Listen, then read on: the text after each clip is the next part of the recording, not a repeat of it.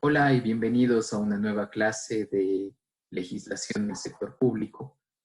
Como recordarán en nuestros últimos repasos, hemos venido hablando en relación a la administración pública, a su clasificación, y ahora nos corresponde adentrarnos mucho más en relación a las formas de la actuación administrativa. Y obviamente, como una pequeña introducción, nos referiremos obviamente a la normativa ecuatoriana y de manera concreta al Código Orgánico Administrativo. En esta cápsula tendrás la oportunidad de verificar dos situaciones. El primero, en relación a la realidad jurídico-constitucional y al modelo del Estado en el caso ecuatoriano. En el año de 2017, de manera concreta, el 7 de julio del 2017, se publicó en el segundo suplemento del Registro Oficial del Ecuador número 31, el Código Orgánico Administrativo. Este cuerpo normativo reguló el ejercicio de la función administrativa de los organismos que conforman el sector público y que tomó como principios generales la eficacia, la eficiencia, la calidad, la jerarquía, la desconcentración, la descentralización, la coordinación, la participación, la planificación, la transparencia, la evaluación, la juridicidad, la responsabilidad y la proporcionalidad. Este código, si bien es cierto, fue publicado en el año 2017, tuvo una particularidad en relación con su disposición final, ya que estableció una vacatio legis, es decir, estableció un periodo de tiempo hasta que entre en vigencia, con lo cual entró en vigencia en el año 2018 de manera concreta en julio. Dentro de los derechos de las personas que regula el Código Orgánico Administrativo o COA, en su artículo 31 se refiere al derecho que tienen los ciudadanos, ¿sí? Los ciudadanos ecuatorianos, a la buena administración pública, la cual obviamente se va a concretar a través de la aplicación de unos principios, de unos derechos y de unas garantías que van a estar reconocidos tanto en la Constitución así como en tratados y convenios internacionales, de la misma suerte que en normativa vigente al interior del ordenamiento jurídico ecuatoriano. Con lo cual, para poder hacer un análisis concreto en relación con qué regula el Código Orgánico Administrativo, es fundamental referirnos a qué señala la realidad jurídico-constitucional.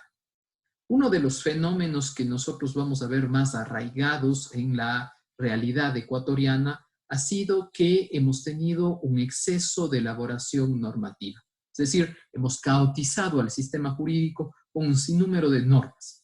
Y muestra de ello es, por ejemplo, que en las últimas décadas el Ecuador tuvo dos constituciones, me refiero de manera particular al 1998 y 2008 respectivamente. Pero si vamos más atrás y vamos a la fundación del Estado desde 1830, donde se constituye como tal la República del Ecuador, han habido 24 asambleas constituyentes y 20 cartas fundamentales. Ustedes verán, es bastante ambicioso la vigencia de cuerpos normativos, comparando obviamente la realidad con otros países donde son pocos o incluso son un par. Uno de los primeros intentos que se tuvo para reformar la administración pública en el Ecuador se dio ya en el año de 1998 con la Constitución.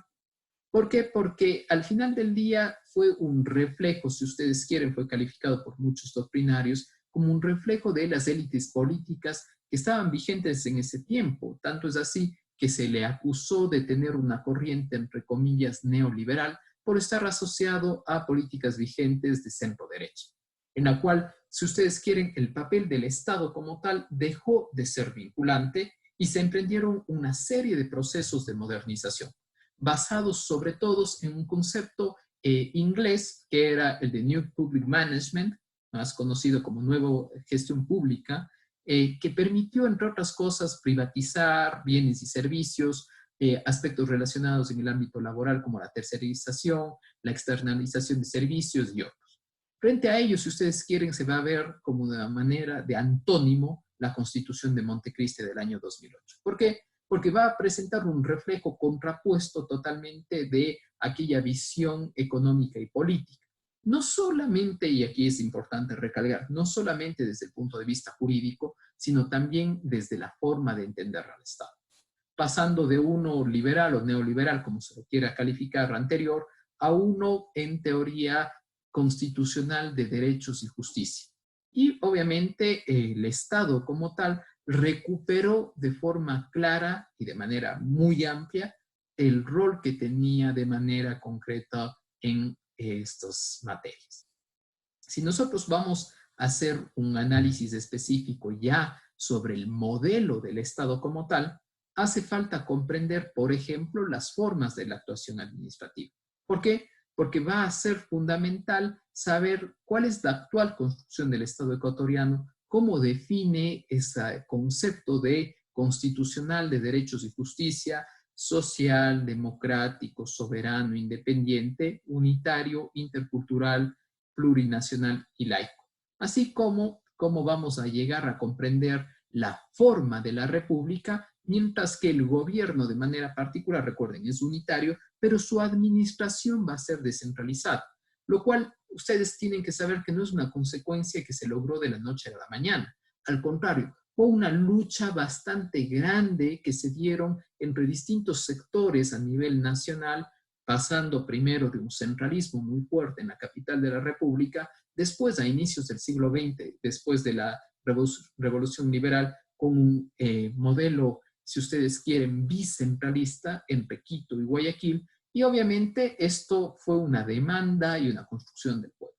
Es importante, obviamente, en este sentido, hacer un recorderis. Y hacemos un recorderis respecto de ese mal llamado y ese mal manejado centralismo. Carrión, sí, Fernando Carrión, dice que esto tiene una gran tradición, una vieja tradición en el país. Y nació en la conquista cuando se organizó la administración colonial, la cual era de tipo vertical y jerárquica, y que se imponía desde una lógica, desde la corona hacia sus virreinatos, a las capitanías y a las audiencias. Posteriormente, el proceso centralista se mantuvo, en tanto que la independencia como tal no modificó sustancialmente la manera de organizar administrativamente que se heredó, obviamente, de la época colonial. Si a eso ustedes deciden sumar un proceso, hablemos, un proceso violento de despojo de territorios, sobre todo a los pueblos originarios, estamos hablando de los pueblos y nacionalidades indígenas, con cierto nivel de desarrollo y organización, enfrentaron un proceso muy violento de usurpación y ocupación de sus territorios.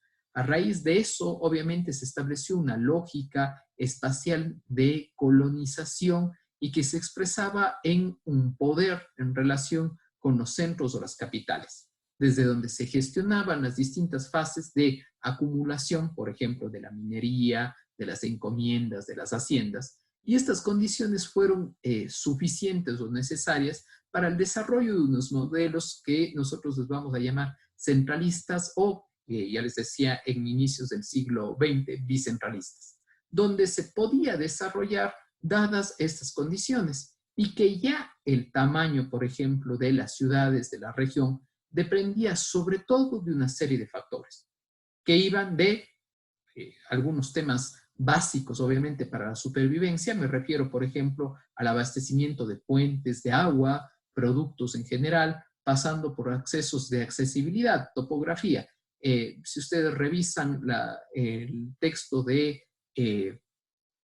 el señor Hurtado, de Osvaldo Hurtado, sobre las tradiciones y costumbres de los ecuatorianos, nos señala, por ejemplo, entre otros, que los caminos eran muy incipientes y las formas de comunicarse entre las distintas ciudades de la sierra no fue sino hasta mediados y hasta finales del siglo XIX, respectivamente, donde se emprendieron la construcción de caminos, por ejemplo, entre otros con la administración de Gabriel García Moreno, después, obviamente, con el PREN y, obviamente, con su consecución última con Eloy Alfaro.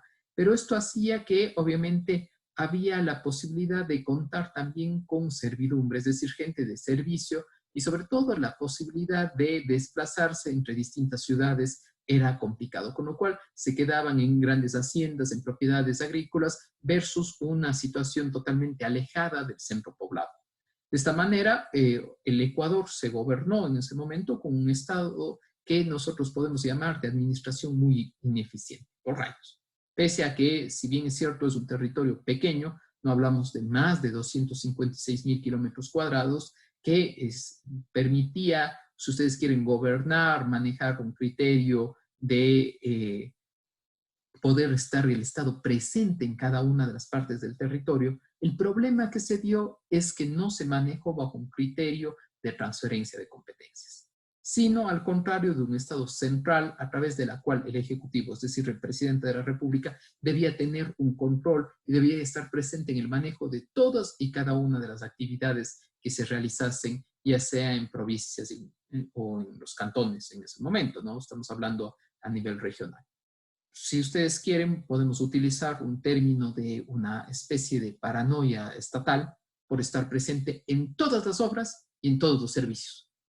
Y esto se va a reflejar a través de unos 3 grandes objetivos que personalmente creo que eran unos criterios que iban a estar errados.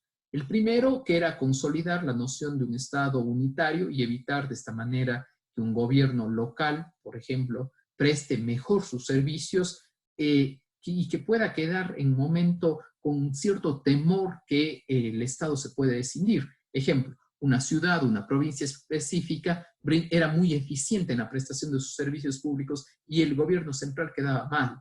El gobierno central tenía el miedo de que esto se repercuta posteriormente, por ejemplo, en un proceso de decisión. Estamos hablando de un proceso de separación. Segundo, obviamente vamos a encontrar que por razones de carácter político electoral. ¿Sí? ¿Por qué? Porque el razonamiento que hacía nuestro líder populista era que ha primado en un sinnúmero de gobiernos ecuatorianos dentro de toda la historia, ha sido que el hecho de entregar obras. Se suponía que entregando una obra, esto se iba a traducir en promesas de campaña cumplida. ¿Sí? El presidente cumple y en consecuencia iba a tener más cantidad de votos para los siguientes procesos electorales, con lo cual consolidaba no solamente su poder, sino también la vigencia de un partido político, por ejemplo, o en su defecto de un movimiento respectivamente. Y el tercero es un tema que se relaciona a sí mismo con lo que estaba explicando anteriormente, y era el hecho de satisfacer a la población con obras. Obras que las iban a calificar de primordiales. Pero el problema que usualmente han manejado nuestros gobernantes y los populistas sobre todo es hacer aparecer las obras que eran primordiales, ¿sí? Básicas, si ustedes quieren, que pareciesen extraordinarias. Y que por esa situación, ¿sí? La población tenía que guardarle cierto respeto o cierta veneración a nuestro gobernante, lo cual ustedes entenderán que es un tema absurdo y lo que buscaban detrás de esto era fidelidad por parte de los ciudadanos. ¿Para qué? Ellos querían evitar, obviamente, situaciones de gobiernos débiles, de levantamientos, de rebeliones que condujesen usualmente al cese de funciones del Ejecutivo. Sobre todo en un país donde hemos revisado ya en algunas oportunidades la institucionalidad en general, ustedes lo conocen, se ha roto constantemente y en el último siglo aún más. Por eso, muchos doctrinarios académicos coinciden que al criticar el modelo neoliberal que se intentó aplicar durante la década de los 90 en este proceso llamado de modernización del Estado, que acentuó, si ustedes quieren, el caos institucional. ¿Por qué? Porque debilitó el centro en cuanto a su capacidad de organizar el conjunto del territorio frente a una amplia periferia bastante atomizada, con entidades sin capacidad y sin decisión. Pese a ello, el Estado central nunca tuvo la capacidad para atender de una manera, si ustedes quieren, satisfactoria al territorio. Y así, obviamente, tampoco tenía el interés de realizar transferencias de competencias, ni tampoco de recursos, con lo cual los habitantes de las ciudades intermedias del país vieron en estas crisis económicas e incluso durante, por ejemplo, desastres naturales, la oportunidad siempre para que surjan como gobiernos locales para ganar competencias, para hacerse notar bastante fuertes, sobre todo buscar transferencias de recursos valiéndose de la participación de los ciudadanos. Es decir, mostrar que sus modelos de gestión, sus modelos de administración local, permitían sobre todo que incorporen no solamente a la visión del gobierno central, sino del resto de sectores. Me refiero al privado y al tercer sector. Con lo cual, se dejaba de lado ese modelo centralista que debido a la crisis que este generó, se veía sobre todo manifestado por la falta de atención y terminó siendo un modelo bastante ineficiente y antidemocrático. Algunos académicos recuerdan que, por ejemplo, que para que funcione el modelo de descentralización, no solamente hacía falta definir qué era el municipio, porque a veces equivocamos el concepto y pensamos que descentralizar es únicamente buscar la participación de los municipios. Al contrario, era la idea de cambiar la estructura del Estado y proponer, obviamente, cómo la descentralización podía buscar un modelo de Estado que sea diferente y sobre todo si ustedes quieren una propuesta general de una transición de ese Estado anterior, centralizado, unitario, a otro distinto, a un descentralizado, donde iba a tener sobre todo un fortalecimiento de lo local. Y eso es precisamente lo que en teoría buscó y aplicó la Constitución de Montecristi, con una nueva reconfiguración del Estado que se terminó consolidando posteriormente de manera plena con los principios desarrollados en el Código Orgánico de Ordenamiento Territorial y Administración Descentralizada, en el famoso COTAD del año 2010. Y estos son temas que pueden llegar a llamar la atención, sobre todo desde el punto de vista del planteamiento, de la construcción del modelo de Estado, pero también desde el punto de vista comparativo con Latinoamérica. ¿Por qué? Porque sobre todo en las últimas décadas los gobiernos de tendencia de izquierda tuvieron la idea de buscar una redistribución del territorio. ¿Por qué? Con el propósito de aspirar a aumentar el poder, ejercerlo a nivel nacional con un Estado nuevamente consolidado, fuerte, ¿sí? Es decir, regresar a una idea de corte centralista con unas características que en teoría querían dejar de lado esa calificación de proceso de modelo de Estado liberal anterior. Por ello, ustedes van a ver que de manera particular la nueva Constitución prevé un amplio articulado donde se otorga grandes competencias y un rol fundamental a nivel de gestión, de rectoría y de planificación respectivamente con el Estado central. Situaciones que han hecho que se marque sobre todo el ADN y la estructura de lo que sucede en el Estado ecuatoriano. Hasta aquí esta cápsula relacionada con la introducción sobre la administración pública y el modelo de Estado. En las siguientes cápsulas analizaremos los principios que van a tener, por ejemplo, la prestación de los servicios públicos y la forma específica a través de la cual se va a pronunciar la administración pública. Motivo central de nuestro estudio y que lo seguiremos debatiendo a través de este medio en clases sincrónicas y, por supuesto, de manera puntual en nuestro Google Classroom y con las preguntas que el profesor planteará oportunamente. Ha sido un gusto para mí compartir este espacio y espero volvernos a ver pronto. Un cordial saludo.